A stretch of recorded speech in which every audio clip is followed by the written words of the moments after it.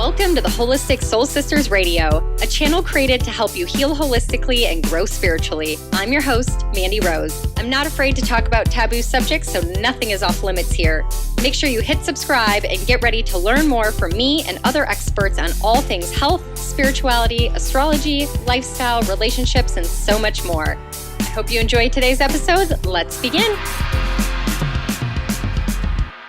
Welcome back, my holistic soul sisters. Today is part 2/bonus episode for my birthday podcast that I do every single year. Last week, part 1 was all about my solar return, looking at my astrology chart and what I can see energetically, astrologically, what cycles I'm going to be in based on my solar return chart. So if you didn't get to hear that one, go back and listen to it.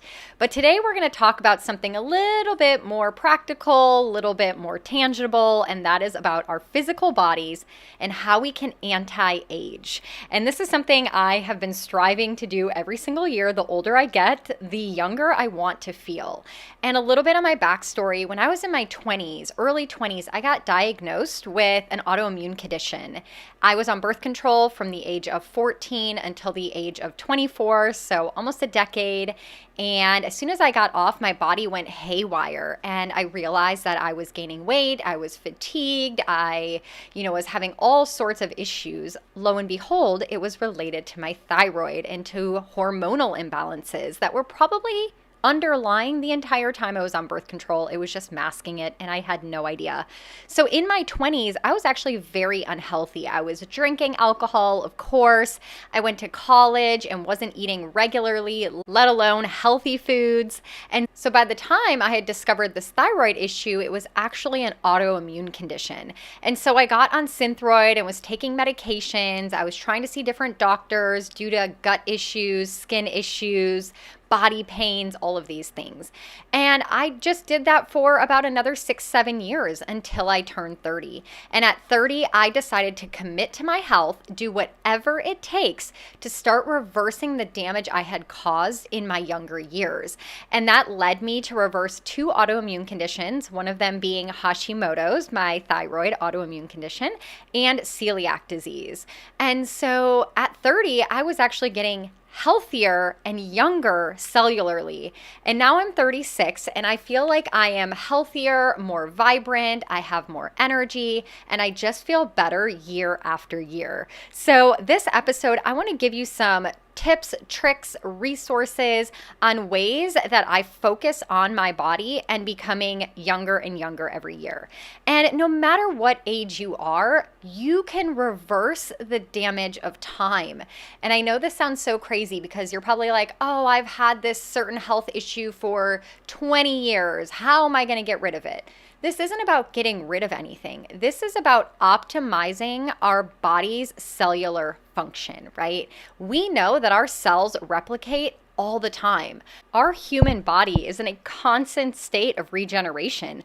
Our cells in our organs, our cells in our bones, our nails, our hair, every cell in our body is replicating, dying and changing over and creating new. So what we want to do is optimize the new cells that are being born, right? As soon as they're being born, we want to make sure that they're getting all the nutrients, all the things that we can possibly do to make that new cell be as healthy as it possibly can be.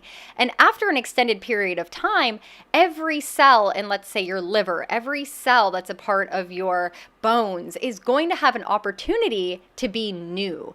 And you've treated them way better than you did the old cells that grew a long time ago. Hopefully that makes sense. So let me give you some examples of how quickly some cells in our bodies can be replaced. Our skeletal muscle cells are replaced every 15 years. Our liver cells are replaced every 300 to 500 days. So that means within less than 2 years, if you eat really clean, do liver detoxes, avoid alcohol, you could essentially have a very clean new liver. Moving on, skin cells are replaced every 39 days. This is why it's important when you're doing a new skincare routine that you stick it out for about 6 weeks, because that's about how long it's going to take for all the old cells to be completely sloughed off and to die and for new cells to regenerate. and a few other ones. Heart endothelial cells are replaced every 6 years. Red blood cells are replaced every 120 days. Fat storage cells are replaced every 10 years. And so on along the line for most of our organs, skin, tissue, muscles, etc. So that should be very encouraging for you. As you take these tips and tricks that I give you in this episode, apply them to your life, you have the opportunity to change your body and to make it feel younger than you have in the last decade or decades. So let's go ahead and dive in. I'm going to focus on 5 main topics. And at the end, I'm going to give you a bonus tip on how I anti-age every single year. So we have to first start out with movement, right? Movement keeps us young. It keeps us vibrant. It allows us to grow old really gracefully. If you get to a certain point in your life and you're no longer mobile or able to do things for yourself, then you don't feel young and vibrant anymore. So exercise is very, very important. And I know a lot of times people think exercise is related to fat loss. And that's not necessarily true. I want you to understand that exercise is something we absolutely need for many different reasons that's not just related to our metabolic health and fat loss. Movement and exercise brings oxygen into the body. This could be a walk around the block. This could be doing some yoga. This could be doing more strength training and HIIT workouts. It could be playing pickleball or basketball or any of your favorite hobbies and activities. But essentially, what you want to do, a huge thing for staying young and vibrant, is bringing oxygen into the body. Oxygen allows our cells to thrive, right? To regenerate, to grow, to get the supplies and nutrients it needs to move blood and to move things throughout the body. And exercise, as it elevates our heart rate, brings in more oxygen. So this is really, really important for us to understand that exercise isn't just about losing weight. It's about breathing and bringing in more oxygen, which brings in more blood flow.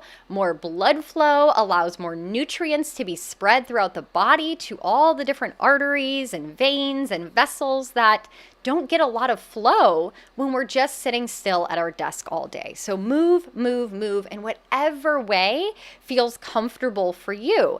Don't necessarily focus on the weight loss. The second main reason why movement is so important to anti-aging is strength. We want to hold our strength for as long as possible. The older we get biologically, the less strength we have in our muscles. We start losing testosterone and different hormones that allow us to build up muscle easier. So no matter your age, you want to pack on as much muscle as you possibly can, because as we biologically age every year, you're going to naturally and gradually lose your muscle mass. And muscle is so important for our metabolic health. It's so important as we age and not needing to rely on other people to help us with things, right? There's no greater way of feeling old than needing someone to pick up a suitcase for you or to get something down from the attic for you, right? You want to be self-sustaining, self-functioning for as long as possible, and that's how you're going to feel young and vibrant. So building up as much muscle wherever you are in life, whether you're 20, 30, 40, 50, even if you're in your 60s or 70s, you can still work on your muscle mass. That is your abdomen, your core, your legs, your glutes, which are the biggest muscle group in the body, even your arm strength. Making sure that you have as much muscle mass as possible is going to help you feel young as long as possible.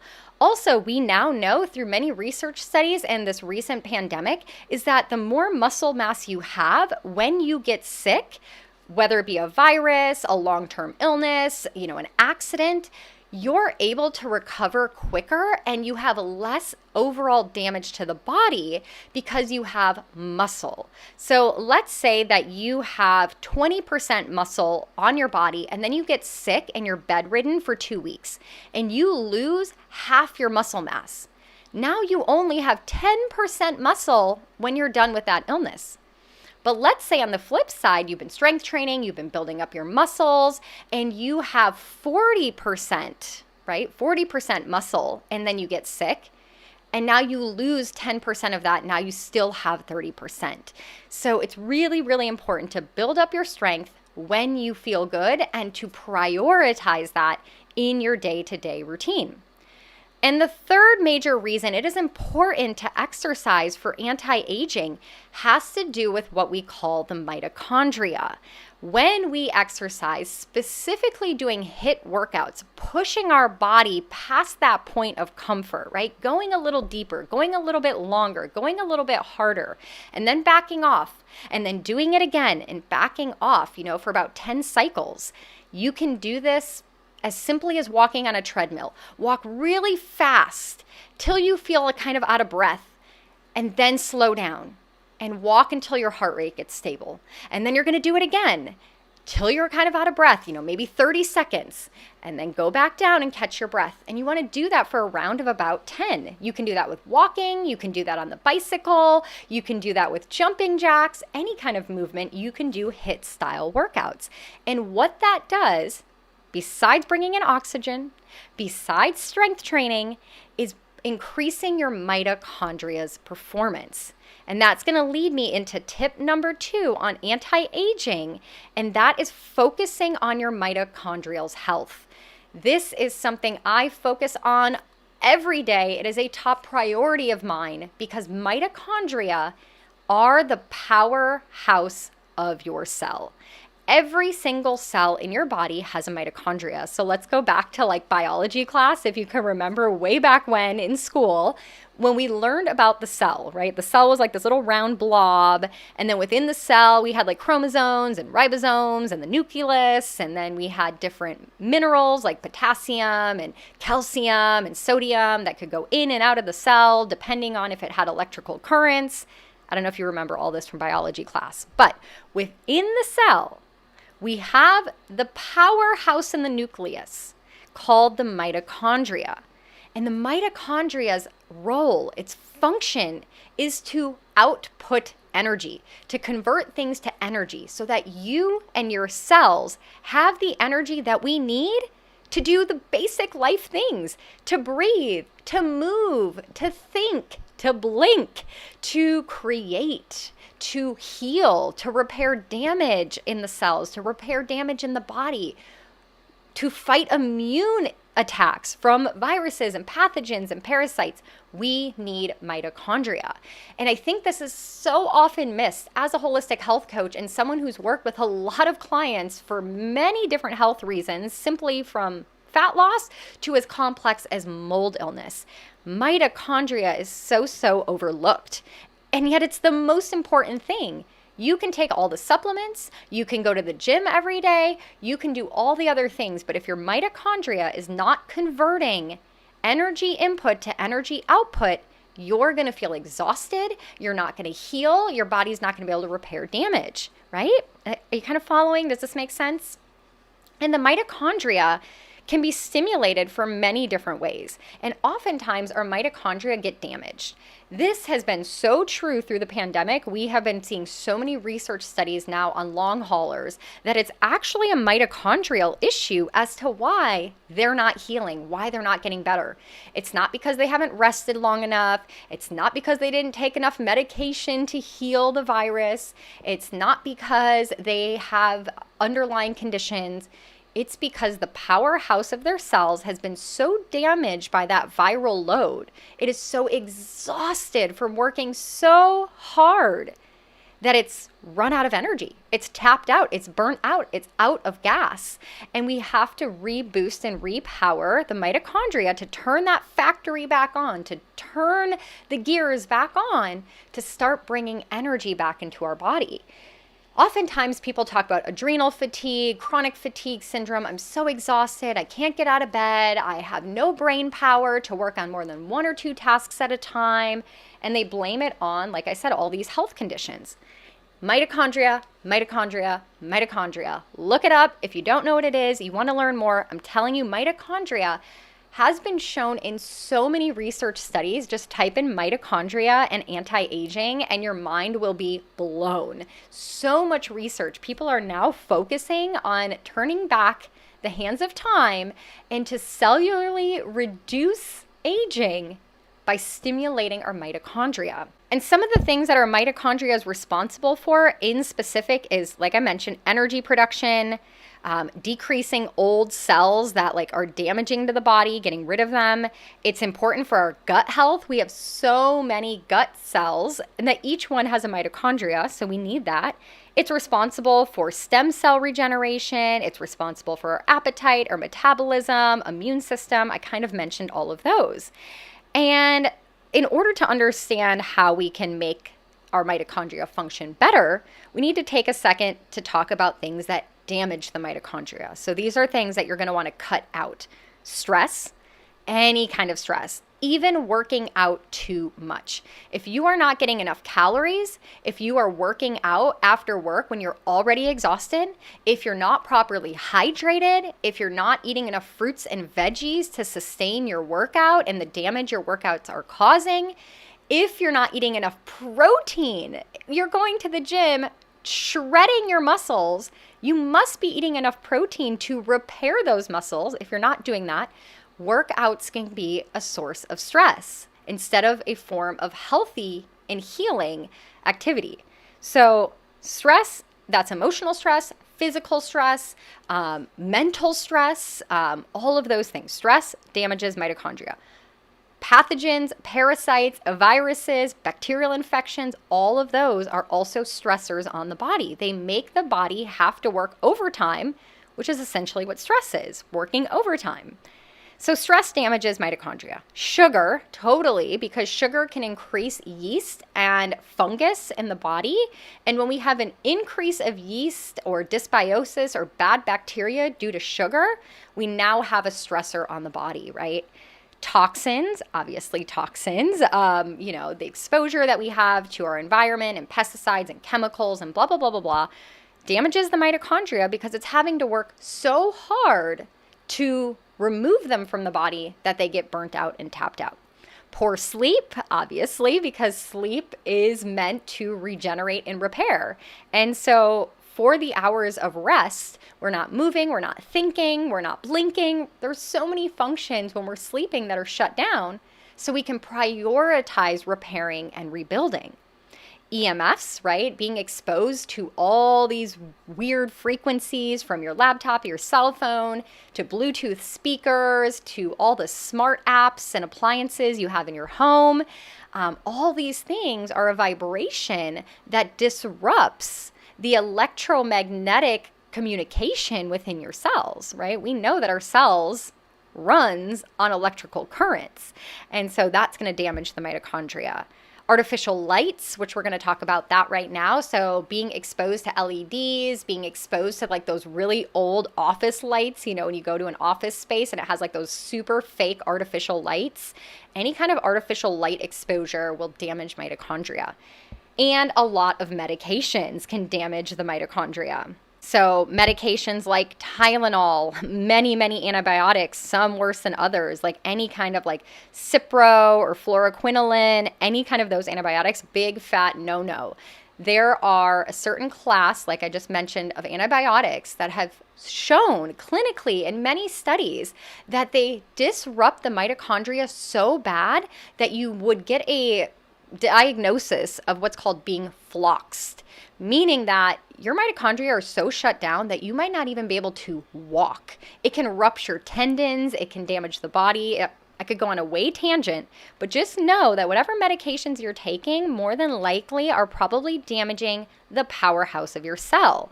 There's other drugs like, illicit drugs like cocaine and methamphetamines, antifungal medications, and I think I mentioned Tylenol, but also aspirin, ibuprofen really can damage the mitochondria. So be careful on taking too many drugs that are masking your pain, because oftentimes healing your pain follows one of these 5 tips that I'm giving you for anti-aging. So get down to the root cause. And then a lot of these anti-diabetic drugs like metformin and things like that can damage the mitochondria. So our poor mitochondria are under attack all the time, and it is so important to love on them because they are going to be responsible for giving you your energy and repairing all the damage that we've caused up to this point of aging. So, how can we heal? How can we love on our mitochondria? Well, I'm going to give you some things right now that strengthen your mitochondria.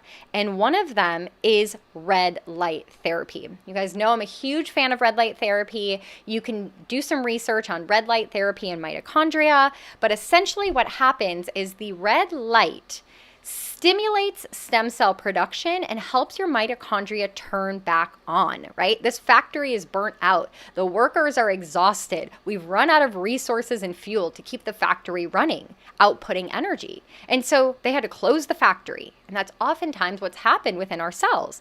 So now red light comes in and turns the factory back on, gets it moving again. And red light, if you can't afford a red light device, then I would highly recommend getting red light from the sun.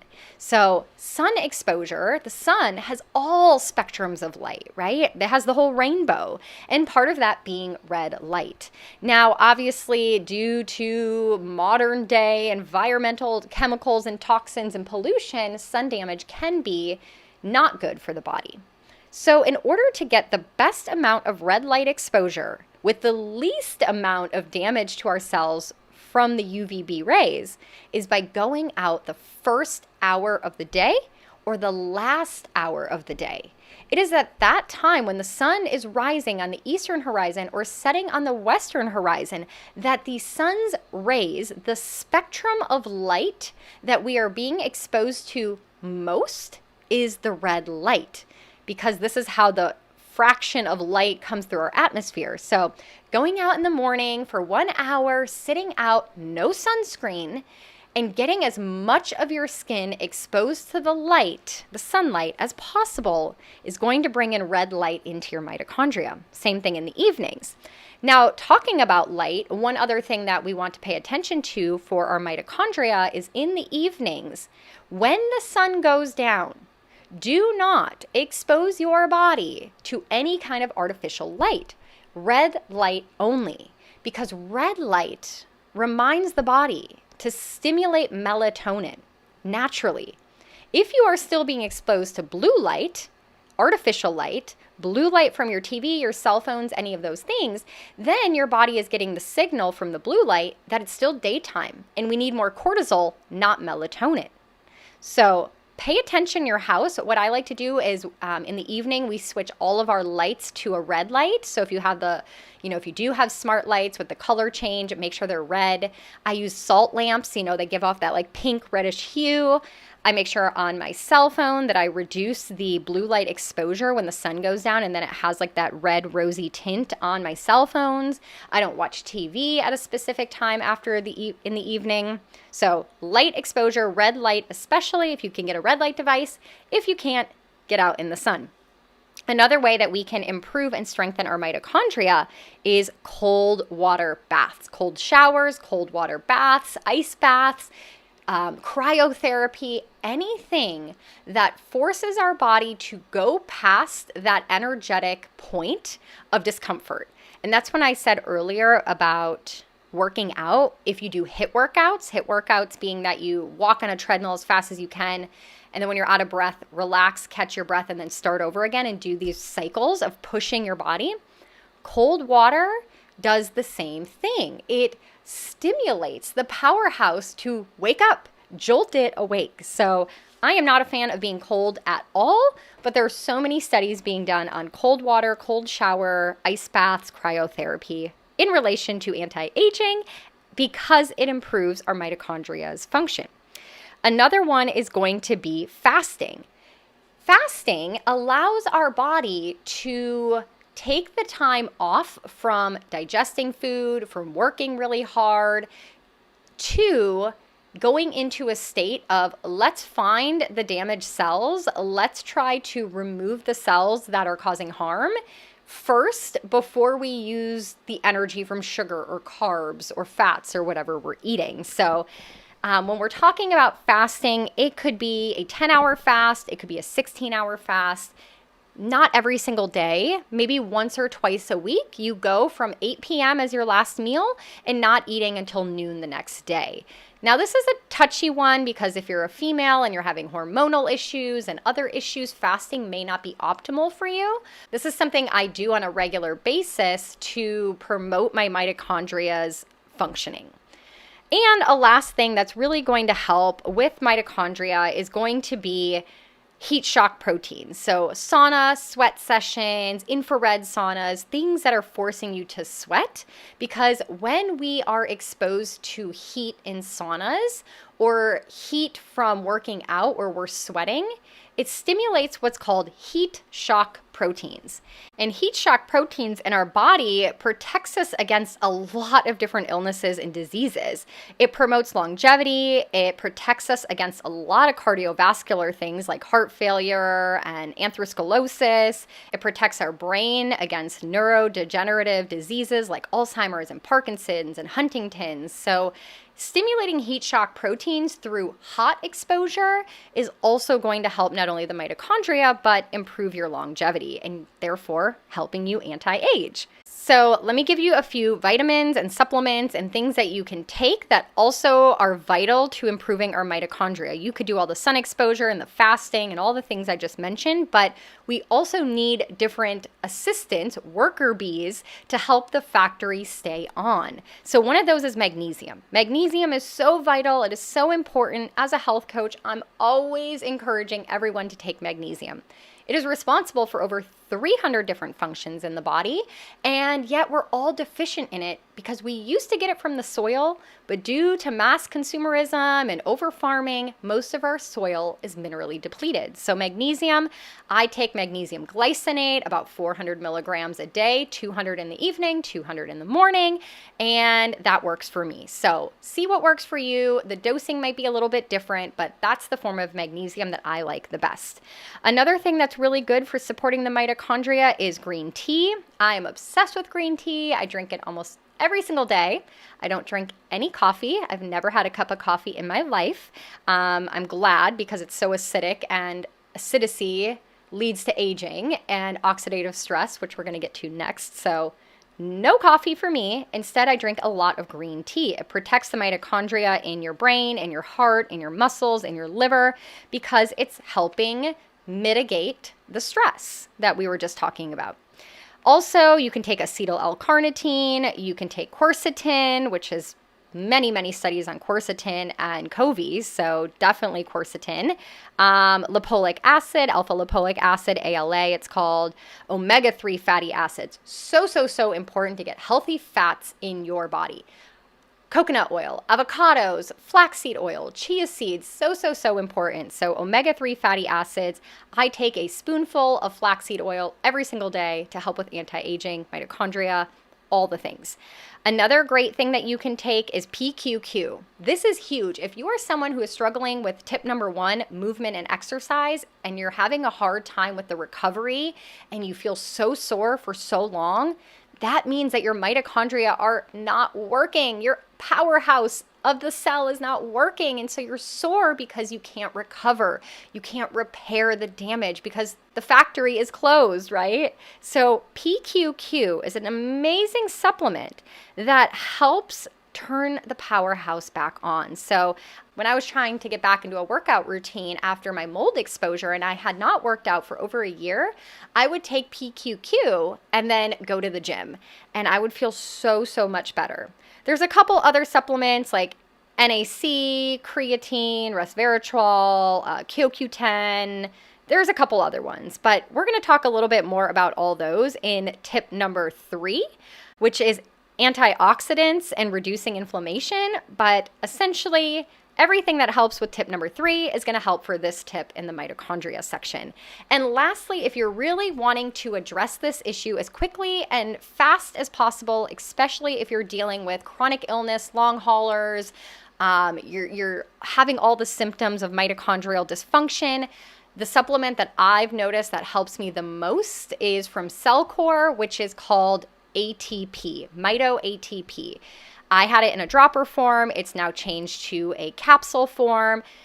This is like a non-negotiable. I will probably take this for the rest of my life because I want to stay young, like I said, as long as possible. And my mitochondria are going to allow me to do that. So mitochondria produce energy like I keep saying, and that energy is called ATP. And so this supplement is ATP. It is the energy that the mitochondria create. And that energy is then used to, like I said, repair and all these things in the body. So if you are interested in that, you need a practitioner's code. I can get you a practitioner's code. I can get this in your hands. Please reach out to me. If you're looking for brands of, like I just mentioned, like PQQ, magnesium, green tea, I'm happy to do that as well. If I get interest in it, I'll put together a little PDF and I can email that out to everyone. So let me know you're interested in the brands or specifics, and I would be happy to put that together. So shoot me a message over on Instagram at holistic.soul.sisters. Or if you have my email, which is linked in the show notes, you can send an email there as well. Okay, so tip number 1, move, exercise in any way that feels good for you. And tip number 2, mitochondrial health. Don't worry, we're going to get rolling. I know I spent a lot on tip number 2. Tip number 3 for anti-aging is taking as many antioxidants as possible. Antioxidants are a priority to anti-aging. Antioxidants, anti-aging. Make this your new motto. And essentially what antioxidants do is they reduce inflammation. Cellular inflammation is the most damaging and aging thing that can happen to our body. Inflammation happens in many, many different ways. It can happen from stress. It can happen from eating inflammatory foods. It can happen from poor gut health. It can happen from lifestyle, not sleeping enough, being in toxic relationships, fighting with your partner, fighting with your family. It can come from dissatisfaction in a job, and like that cortisol is causing so much stress and inflammation in the body. Inflammation is the killer. It leads to heart disease. Heart disease is just inflammation in the heart. It leads to liver disease. Liver disease is just inflammation in the liver. It leads to cancer. Cancer happens in an inflamed environment, right? So cancer is the plant that grows, but what does your soil look like, right? Is the soil inflamed and toxic? Because then, of course, it's going to breed a cancer cell. So inflammation is, like, for me, a no-no. If I'm feeling inflamed, if I look inflamed, if my skin has acne, if I'm feeling puffy, if I'm gaining weight, if my joints are hurting, if my gut hurts, like, I'm like, okay, got to get rid of inflammation. Everything I do all day, from the moment I wake up till the moment I go to bed, I am constantly thinking of everything I put in my mouth, everything I put in my body, everything I do is focused on reducing and removing inflammation from my life. So how do we do this? Antioxidants. I'm going to try to break this down, and it's kind of hard on a podcast because I wish you could see me, but essentially you have a cell. And that cell gets damaged from, let's say you put on a toxic chemical on your skin and it goes into your bloodstream, and now you have the cell that's in your bloodstream and it's exposed to this toxin, and the toxin acts like a bumper car and it smashes into that cell, and that beautiful, perfectly little round cell now has some jagged edges. And that cell goes from a healthy cell to what we call an oxidative stress cell. Right? So that cell is no longer round. It got bumped in to by this toxin, creating a jagged edge. So that cell moves along the bloodstream onto the next adventure, and it bumps into another cell, and it has a jagged edge now. And so now it scrapes and damages another cell. And now that cell becomes an oxidative stress cell, and so on and so forth as it's multiplying and exploding within the body. And now you have a bunch of oxidative stressed cells. Now, cancer cells are essentially oxidative stress cells bumped into by toxins, and kaboom, it becomes a cancerous cell. So we want to take antioxidants that act like little Roombas, and they clear up or remove the oxidative stress cells that were damaged by different exposures to things that ran into them and made them damage. Oxidative cells get removed from antioxidant things. So what's antioxidant? Well, vitamin C, great antioxidant. I take vitamin C powder. Okay, I'm going to pause here. If you are taking vitamin C, and it is in a capsule form, and it's like 500 to 1,000 milligrams, throw it away. Throw it away. That is nothing. Vitamin C, we need so much of it to do a good job of reducing inflammation. And if it's in a capsule, if anything you're taking is in a capsule and you have bad gut health, that capsule is probably not getting absorbed. And if anything, that capsule is having to be broken down by your already damaged gut, and it's probably causing more damage. So I'm just not a fan of capsules unless absolutely necessary. Powders, tinctures, liquids, IVs, up your bum, I don't care, any other way, if you can get it besides a capsule. So vitamin C capsules, no. Get a powder. Get a powder that has natural vitamin C, like amu, Arisola cherries. Like, there should be another, when you're looking at your ingredient list, besides the synthetic form of vitamin C. There should be a fruit or natural source of vitamin C on your label. Again, I can share with you guys the brands that I like. I've done so much research.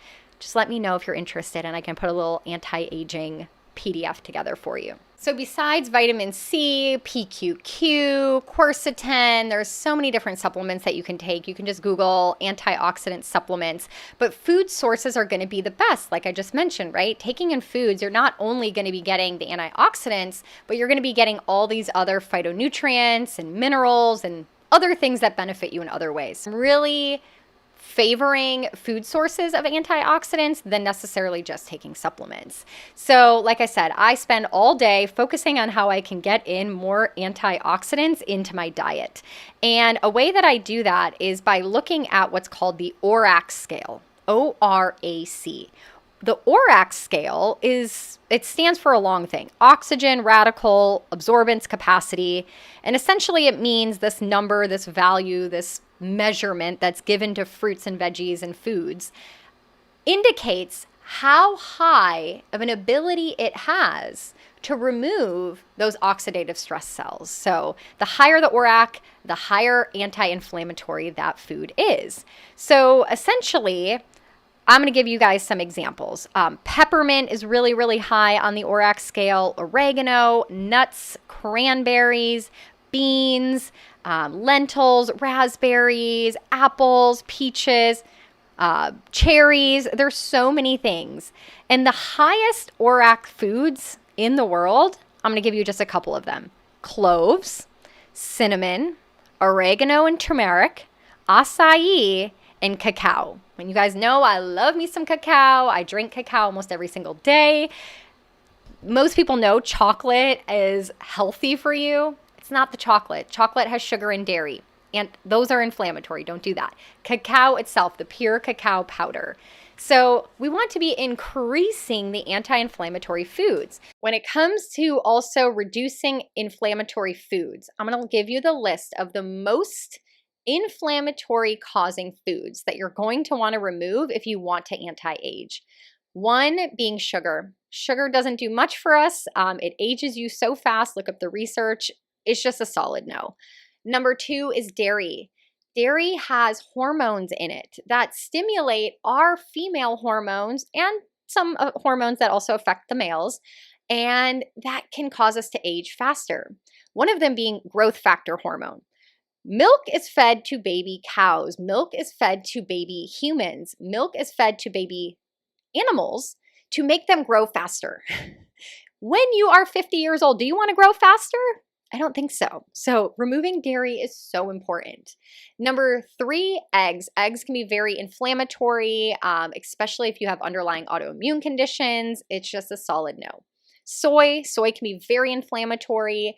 There are fermented soys, which are healthy for you, but soy is pretty inflammatory. It increases estrogens. So if you're vegan and you're eating these vegan burgers that are soy-based, it's a no. Have beans. Do something else instead. And the fifth most inflammatory food is not a food, it is a drink, and that is alcohol. Don't need to even go any further down that rabbit hole. It wreaks havoc. It causes so much inflammatory responses in the body. It's just a no if you're trying to reduce inflammation. Something that's worked so well for me is in the evening, I drink a tart cherry juice, and it's made from Montmorency cherries. And Montmorency is like the Rolls Royce of cherries, and it's like this pressed concentrate that I mix like 2 tablespoons into water, and it's so good for anti-aging. I call it my Botox in a bottle because it's going to help anti-age you, your skin, your body. It helps you sleep so that you can repair. So my tart cherry juice is like my Botox in a bottle. So again, this goes back to tip number 3, reducing your inflammation and increasing your antioxidant foods. So Google it. I could talk more about this. Number 4, stretching. Stretching is so important for anti-aging, right? I read a research study that talked about the number one factor, the determining factor for people placing their elderly parents in an assisted living facility typically comes at the point when that elderly parent or person is no longer able to do daily functions on their own, when there's a fall risk factor, when they can't bend down and tie their shoes anymore, when they can't get a pot or pan out of the cabinet or cupboard because they're immobile, when they're not flexible. So flexibility is very high on the anti-aging list so that you're self-sustainable as long as possible. Now, stretching not only helps you bend down and pick things up and keeps your body optimized, but it also is going to help your lymphatic system. And you guys know I talk about the lymph all the time. Our lymphatic system lies just below our skin, and its purpose is to remove toxic waste from the body. So think of your lymphatic system as like the garbage removal system in our neighborhoods. The trash men come by every week. They pick up the trash on the curb. Imagine if the trash men went on vacation and didn't show up for 3 months. There'd be trash laying around everywhere. And that's what can happen in our lymphatic system if we're not moving it. Our lymphatic system is not connected to the heart. It is not connected to a flow. We are in control of the flow of our lymph through movement, through breath, through stimulation of different herbs. So you're going to want to stretch your body to open up your lymphatic channels. So we have lymph nodes in our heads that drain down through our neck, right? So when our tonsils get swollen, we can feel our lymph nodes are swollen in our neck. And then it drains down from our neck into our clavicle region, right? Just above your collarbone, lots of lymphatic channels in the collarbone. Then it goes around your armpit, through the armpit. This is often where I see stuck lymphatic drainage channels. They then drain from your armpits into the breast, like under the breast tissue, lots of lymph nodes around the breast tissue, and then down through the stomach into your gut, down into your pelvic region. Now imagine you're someone that works on a laptop all day and your hands are forward, typing away on your laptop. That movement, just do it right now, whatever you're doing right now, move your arm forward as if you're going to type something. Can you feel the blockage, the kink in the hose at about your armpit in your lymphatic system as you're moving your arm forward? As that lymph is coming down your neck and through your clavicle bone and into your armpit, you're pinching that hose. Every time you move your arm forward, you're pinching the hose into the armpit. And now your lymphatic is backed up. Now, what's the lymph again? Remember, it's the garbage, the waste removal, the things that need to be removed.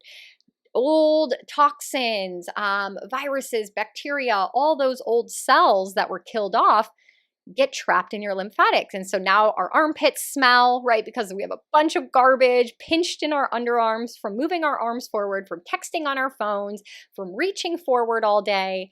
And then more often than not, it's usually getting backed up around the breast tissue. And there's a lot of research studies as well on breast cancer in relation to lymphatic backup, lymphatic drainage, all these things, because like I just mentioned, if your lymphatic system is backed up around your rounded shoulders, now you're getting smelly armpits. Well, what do we do when we have smelly armpits? We put on deodorant with chemicals in it. We put on antiperspirants, which block the ability of our armpits to sweat. Sweat brings out toxins. So now we block the toxins in with antiperspirant.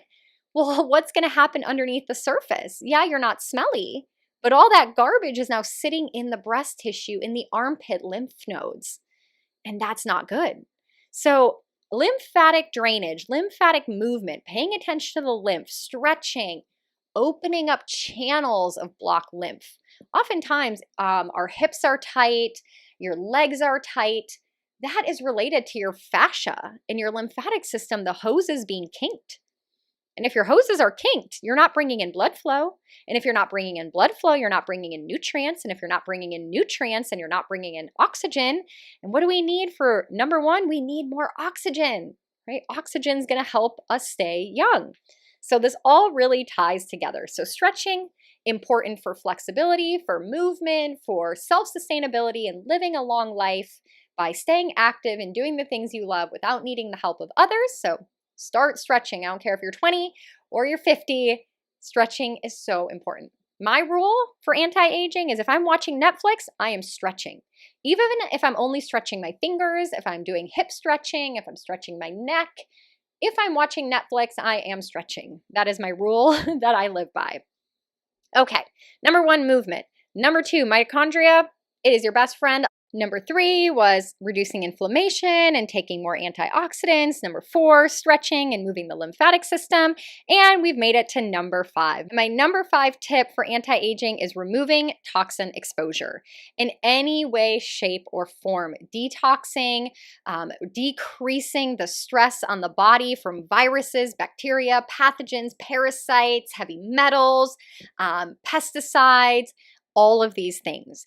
Because again, it goes back to anything that's toxic is going to create oxidative stress in the body. And oxidative stress causes inflammation. Inflammation causes anything from diabetes and heart disease and autoimmune disease and all of these things. So we want to remove our toxin exposure. So we can do that by reducing the foods that we eat that have a lot of toxins in them. So things like alcohol, right? We know that alcohol is a pure toxin. That's literally all it is.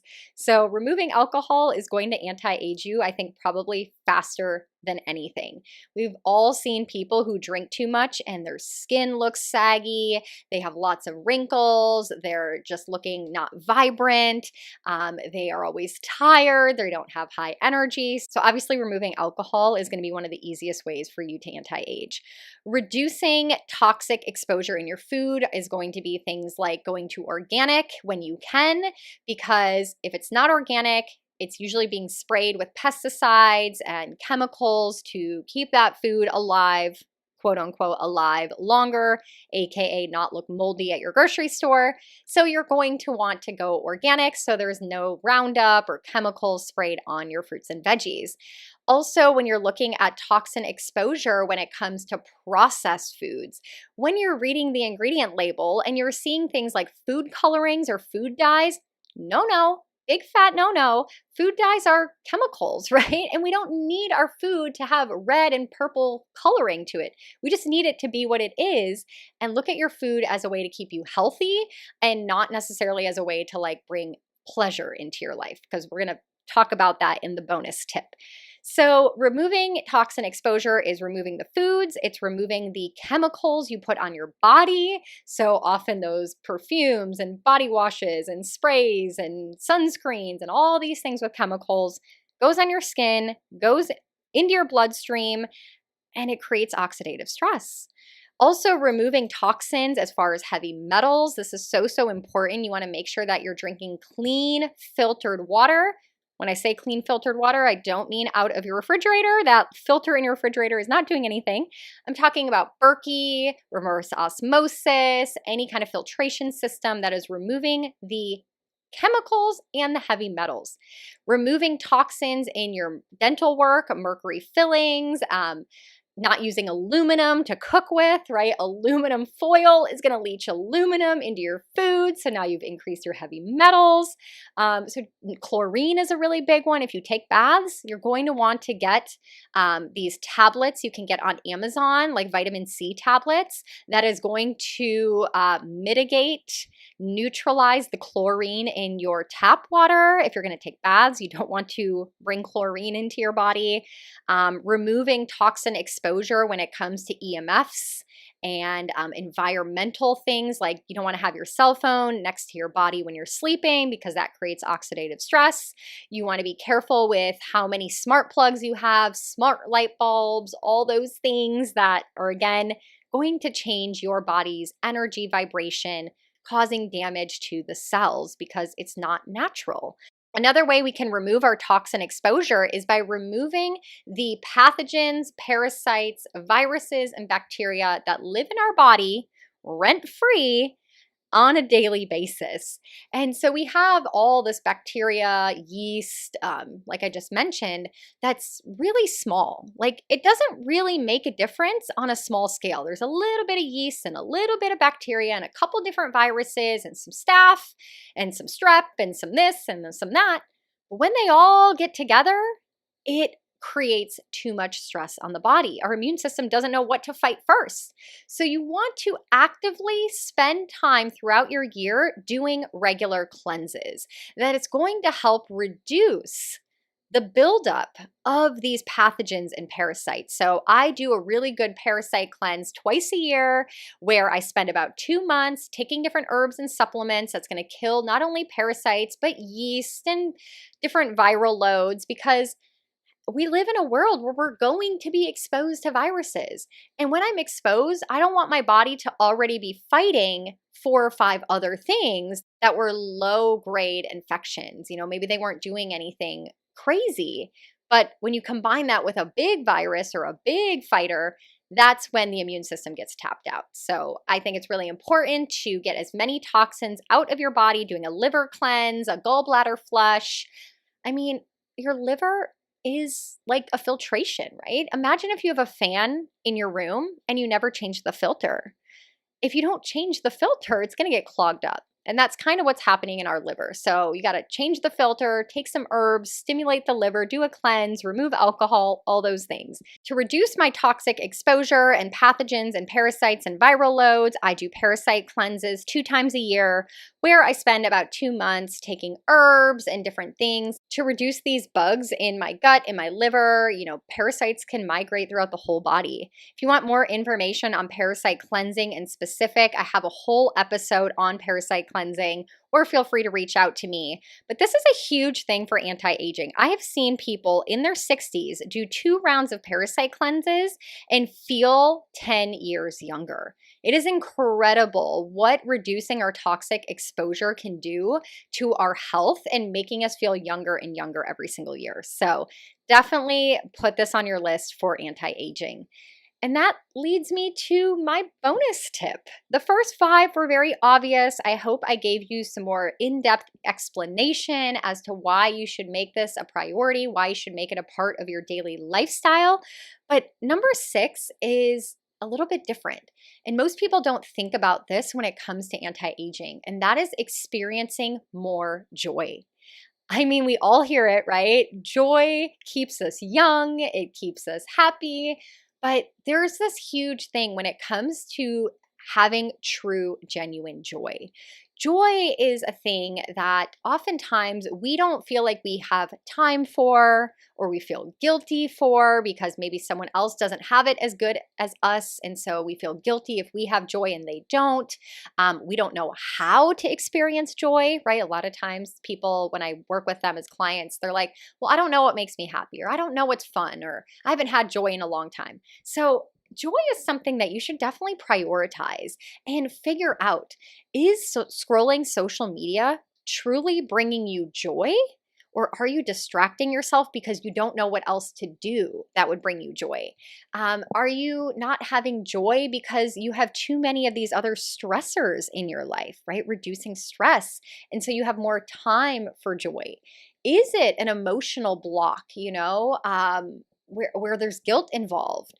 I think for me, when I got out of my marriage and I could figure out who I was again, and I didn't have to sacrifice my joy for another person, and I'm not like saying you need to be single to have joy in your life. I'm just saying for me, as I was losing myself in a situation where I no longer knew what brought me personal joy.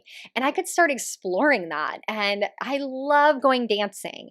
I love being out in nature. I love journaling. I love coloring in a coloring book. I love playing on a playground. I love being silly and fun and running through a park, with people that can look at me and I'm like, I don't care. I'm having fun, right? I'm experiencing joy. And I spent a long time trying to figure out what that was, what that even meant to me, and experiencing it on a regular basis and really prioritizing that in my life. So I just really evaluate things in my life if they're going to add more joy. Now, obviously, there are things in life that we have to do that don't bring joy, but I try to find ways to add in joy. So, like when I'm doing housework, I listen to podcasts that are hilarious. I love a good reality TV show. And so I'll listen to a podcast with my favorite reality TV stars in my headphones while I'm doing the dishes, while I'm cleaning the bedroom. And it's ways for me to bring joy into the tasks that aren't really that fun. And so see if you can find ways to prioritize joy, to bring more joy into your life. And I promise you, you're going to feel younger than ever. And a big tip for me is if you have not played on a playground in a long time, if you have, maybe you loved to rollerblade when you were younger, maybe you love to dance or paint and you haven't done it since you were a teenager, find that inner joy. Tap into your inner child. Just because you're older doesn't mean you can't do young people activities. Doesn't mean you can't go out dancing. I don't care if you're 65 years old, go to that club and go dance. It doesn't matter. Do what brings you joy. So that's my bonus tip for anti-aging. And I know that in these podcast episodes where I go solo, I really do pack in so much information, and that's because I just want to give you as much as I possibly can. So if you have to listen to it again, if there's a concept you didn't really understand, if you're wanting more information, please head over to the Instagram page, holistic.soul.sisters. You're going to see a post with the graphic cover of this podcast episode. Drop any questions you have in the comments. I'll be sure to answer them. Again, if there's like a supplement brand, or if I can get you the mitochondria ATP product, if I can give you recommendations, I'm so happy to do that. And I'm also happy to break down the concepts or explain them in another way if that's more helpful. So again, I do coaching for people. I like to start out with what I call a healthy power hour, where essentially you and I sit down for an hour on Zoom for $99 and we play detective. We look at your current lifestyle. We look at what we can add in, what we can delete, what we can change, what we can adjust. Maybe what direction do you need to get blood work? Do you need to start seeing an acupuncturist? Like, I'm going to advise you and guide you from the point that you're at and help you come up with a plan that maybe you can execute on your own and you don't need me as a coach. Or maybe you just need some suggestions. Or maybe you're working with a health practitioner and you're not getting anywhere and you feel like you're missing something. So I love doing healthy power hours. That's where I like to start with people. So I do have availability for those. And otherwise, don't forget, within our private Facebook community, 2 times a month, I set aside time for open office hours, essentially, where you can come within that hour and ask me any questions that you have. Essentially, you can get free coaching. So the first one is today. You're probably getting this podcast episode right as this first Talk to Me Tuesday episode is happening for September. So this month in September, it is September 13th, a Tuesday, from 1 to 2 p.m. Eastern Standard Time within the Facebook community. And the next one will be in 2 weeks on a Tuesday, which is September 27th. And that one is later in the evening from 7 till 8 p.m. Eastern Standard Time. So all you have to do is come into our Facebook private community, linked in the show notes. Once you're in our private Facebook community, on the day of the Talk to Me Tuesday, there is going to be a link that's posted on our feed for the private chat room. You click, you enter the private chat room, and I'll just be sitting there waiting for you to come ask me any questions that you may have. Now, it can be on holistic health. It can be about a specific podcast episode or topic. It can be about astrology. It can be about lifestyle. It can be about my travels. Or just pop in and say hi. I had a client the other day who I hadn't seen in a while, had a baby, and she popped in and showed me her brand new baby girl. So I love connecting with you. And if no one else is in the forum or coming in for a question, I'm all yours for the hour. So if I don't see you on the 13th, hopefully I'll see you on September 27th in the private Facebook community in our chat room. All right, everyone. Thank you so much for tuning into Holistic Soul Sister Radio.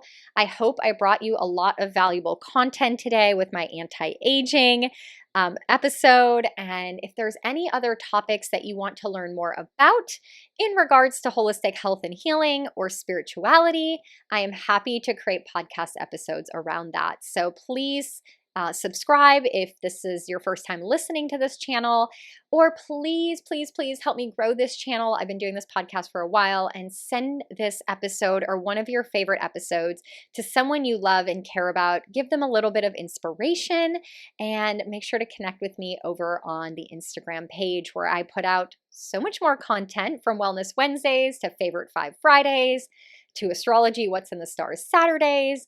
All sorts of good content. So thank you guys so much. I will catch you in next week's episode. And until then, keep healing holistically and growing spiritually.